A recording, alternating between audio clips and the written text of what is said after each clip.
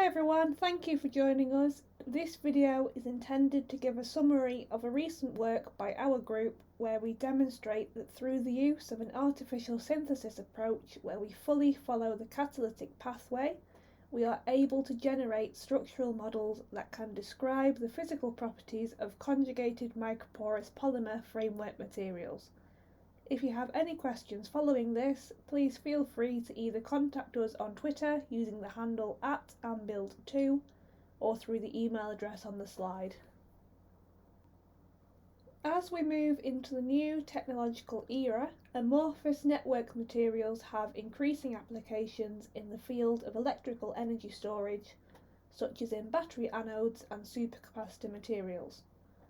The inherent randomness of these materials, along with their sensitivity to synthetic conditions, makes them difficult to prepare and characterise, meaning that until this point the design of these framework materials has been somewhat limited.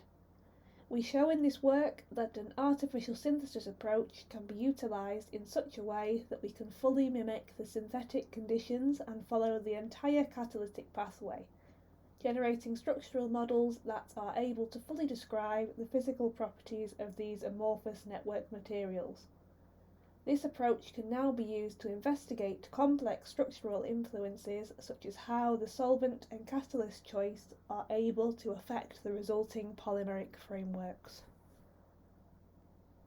To first give some context to this work, we must introduce the specific type of amorphous network materials we have studied. Conjugated microporous polymers, which, as the name suggests, have a fully pi-conjugated polymer backbone whilst being microporous, are often synthesized using group 10 metal catalysts, such as nickel and palladium, and using synthetic strategies such as the Sonogashira-Hagihara cross-coupling reaction, used here to prepare CMP1, the first CMP material to be developed. The Sonogashira-Hagihara reaction is one of the most commonly used synthetic routes to CMP materials. The mechanism of cross-coupling follows an oxidative addition and reductive elimination pathway. Oxidative addition of a vinyl halide to a palladium zero metal complex is followed by transmetallation by copper-1 acetylide. Reductive elimination results in the coupled product and regeneration of the catalyst. Because of the requirement for an expensive palladium catalyst, Sonogashira-Hagihara reactions are very expensive, and this cost is one of the limiting factors in the search for novel CMP materials. Here we show that the full catalytic Sonogashira-Hagihara reaction cycle can be simulated so that we can artificially synthesize CMP materials. This greatly improves our ability to explore new chemical functionality and aid the discovery of novel CMP materials in the future. We do this using our Ambuild Code, which is a Python-based structure generation methodology that exploits GPU hardware for increased speed and size of simulation.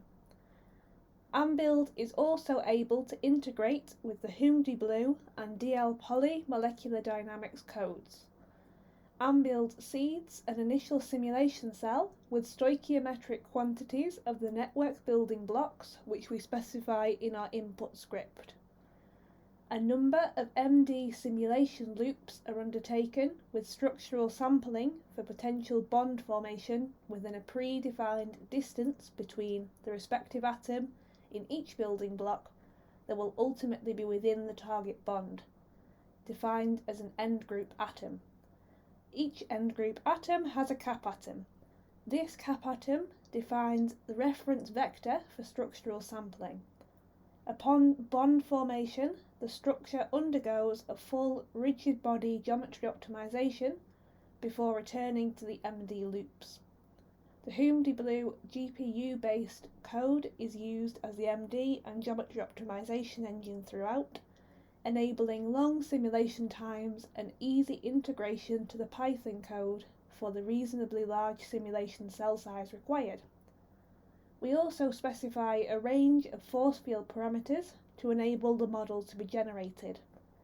The structure output is generated at regular intervals in the form of .pickle.gz files, which correspond to the growing polymer framework as is seen on the right hand side of this slide. The catalyst is defined with two binding sites which contain hydrogen atoms as placeholders. These hydrogen atoms do not have any intermolecular forces associated with them, they are simply here to define the orientation of the binding. The palladium atom is defined as the end group, and the place-holding hydrogen atoms as cap atoms.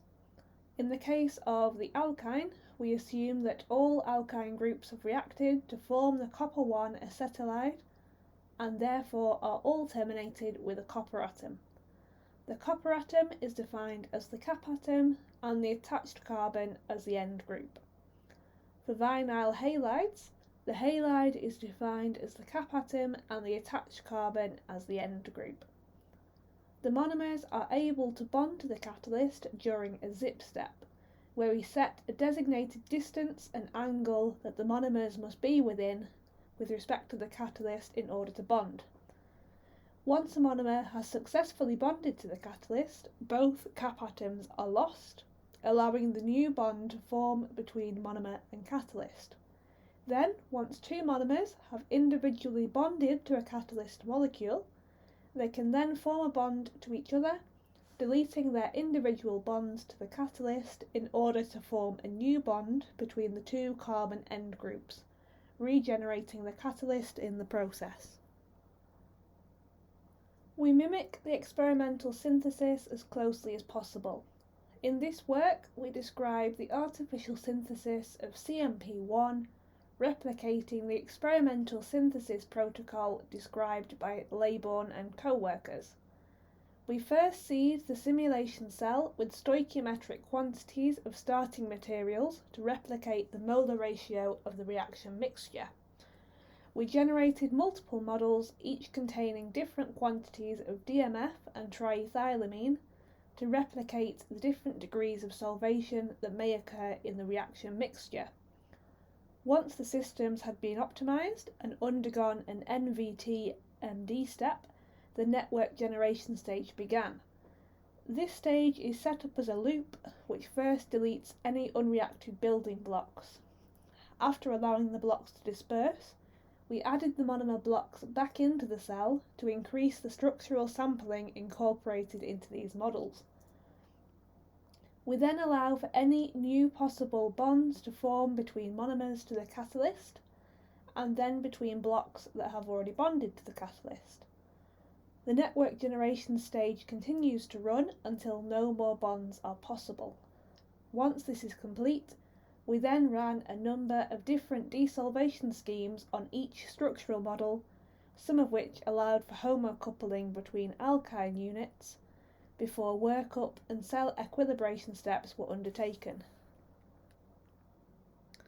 Experimentally, Laybourne and co-workers performed a detailed analysis of the CMP1 network formation mechanism, concluding that the mechanism proceeds via the formation of soluble oligomers that combine to form insoluble clusters.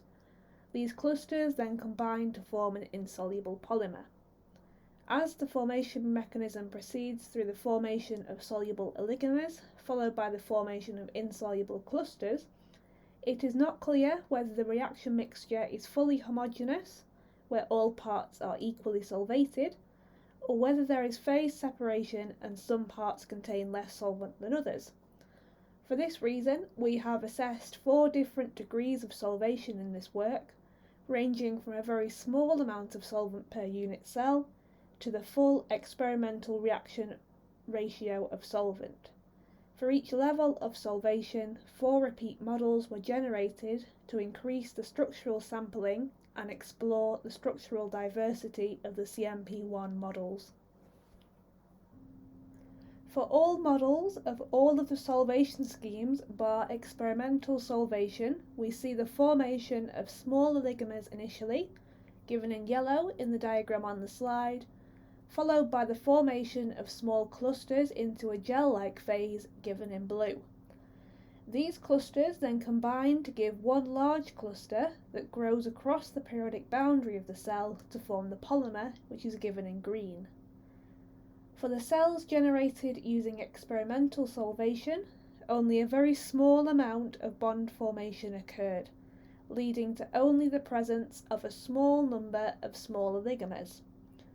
The figure on the slide shows that as the network generation time step increases, the number of blocks declines steadily, which corresponds to the blocks bonding to each other and the mass of the largest block in the system increasing with time. Interestingly, as the solvation of the system increases, the gel-like phase is increased from an average of 70 steps for solvation systems with 3 DMF molecules per unit cell to an average of 128 steps for solvation systems with 130 molecules. We believe that this is due to the greater number of solvent molecules holding the system further apart and slowing down the rate at which the building blocks can react. Desolvation may result in the removal of solvent only, but it can also result in the removal of building blocks and even of small oligomers. There is no experimental data that describes which groups are removed from the system upon desolvation. Here we have employed 6 different desolvation strategies per structural model produced, each of which represents a different real-world scenario. Strategy 5 replicates the removal of solvent only. This desolvation will occur in a system where there are small pores through which only solvent molecules are able to diffuse through. Strategy 4 and Strategy 6 replicate a system in which solvent and building blocks are able to diffuse through the system. In Strategy 6, we also allow homocoupling to occur. In Strategy 1, we remove the solvent, building blocks and small oligomers.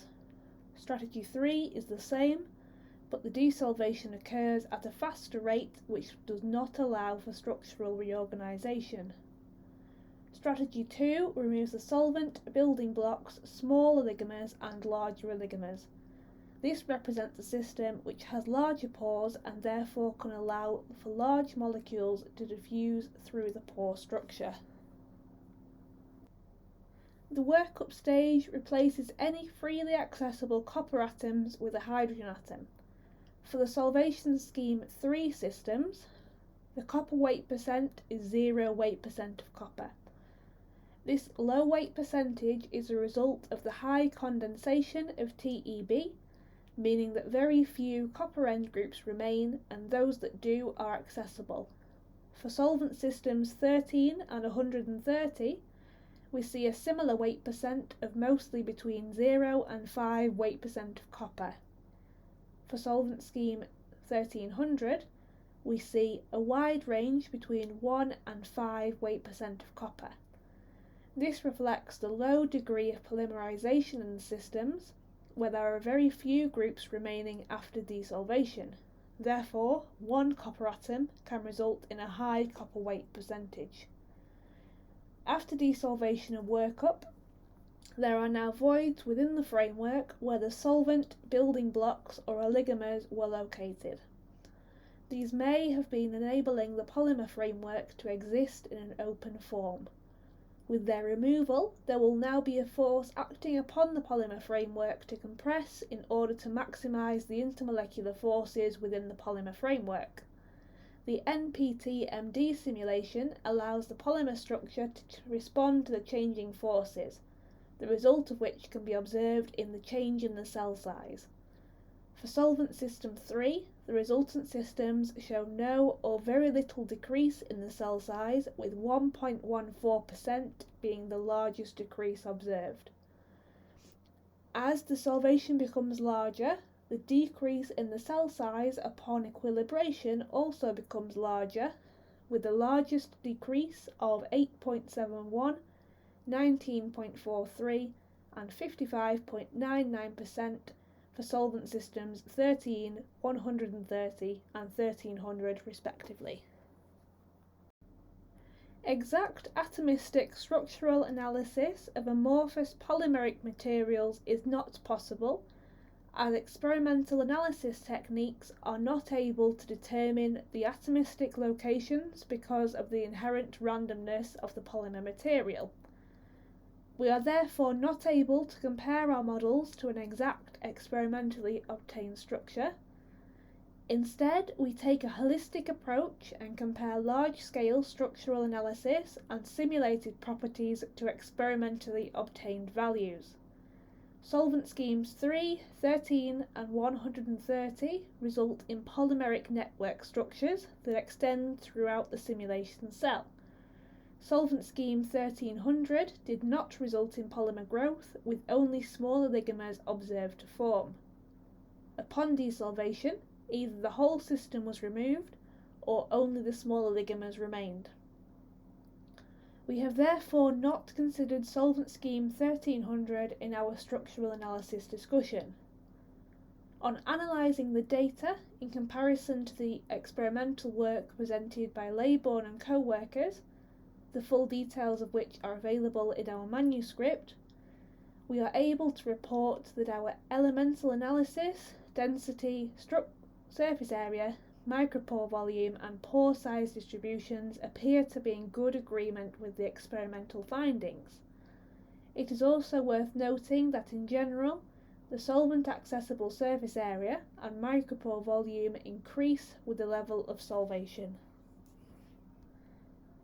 To identify the overall structure of CMP1, a holistic approach must be taken, considering all the experimental data and the corresponding structural assessments of the models generated.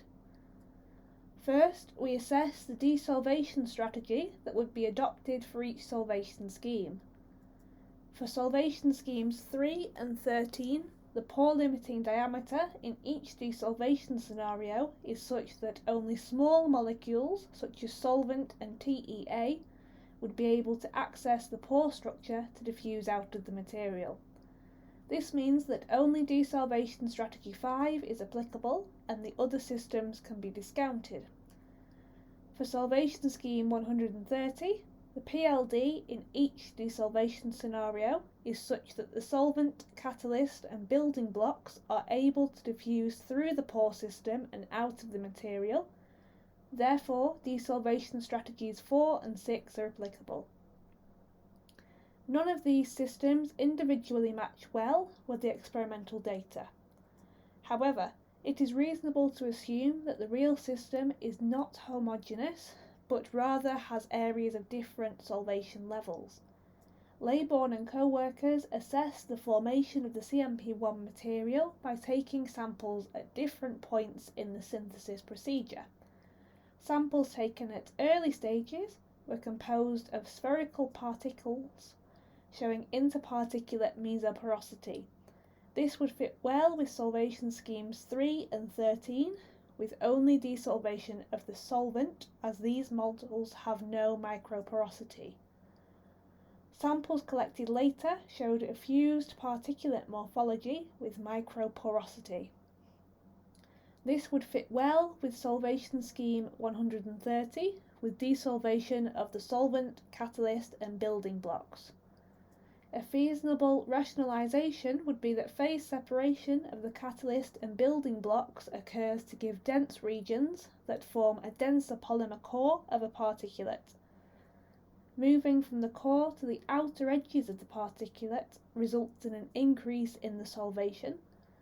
Therefore, regions of less dense polymer are able to form at later stages. At some point, perhaps upon precipitation, the particulates are in contact and are able to react via alkyne-bromine cross-coupling and alkyne-alkyne homocoupling to fuse the particulates together. To test this theory, we consider a sphere where the core is composed of a polymer formed through solvation system 3, surrounded by a portion that is composed of solvation scheme 13 and an outer core composed of solvation scheme 130. The relative percentage that each contributes can be determined and compared with experimental data to give an overall system for comparison with experimental data. As none of the experimental characterization methodologies give precise and direct measurements, the relative weight that can be attributed to the matching of the computational results must be considered carefully. Fitting to the micropore volume and surface area results appears to give the best overall fit, giving a good match for density as well as for the pore size distribution. A summary of this model is given in the figure on the slide. In this model, a dense core is formed in a phase that has limited solvation, solvent system 3, from which only the solvent is able to be removed upon desolvation through desolvation strategy 5, with no shrinkage of the polymer. This accounts for 40% of the spherical particulate volume. Surrounding this core is a region formed from a higher solvated phase, solvation scheme 13, from which only the solvent is able to be removed upon desolvation, again using desolvation strategy 5, with no shrinkage of the polymer. This accounts for 36% of the spherical particulate volume. Surrounding this is a region formed from a higher solvated phase, solvation system 130. When the spherical particulates meet, they are able to fuse together through alkyne-alkyne homocoupling or alkyne-bromine cross-coupling. From this region, we can remove the solvent and the building blocks and allow homocoupling through desolvation schemes 4 and 6. In these regions, the volume can shrink by up to 75%. This accounts for 24% of the spherical particulate volume. Overall, the system contraction is 4% upon desolvation. As we have only modelled 4 different levels of solvation, models that take account of other solvation schemes may result in systems that better match the real-world system overall. In summary, we have developed a methodology for generating structural models of amorphous conjugated microporous polymers through full imitation of the synthetic process. The structural systems produced are consistent with experimentally synthesized materials and observed properties, and give information about the structure and formation mechanism.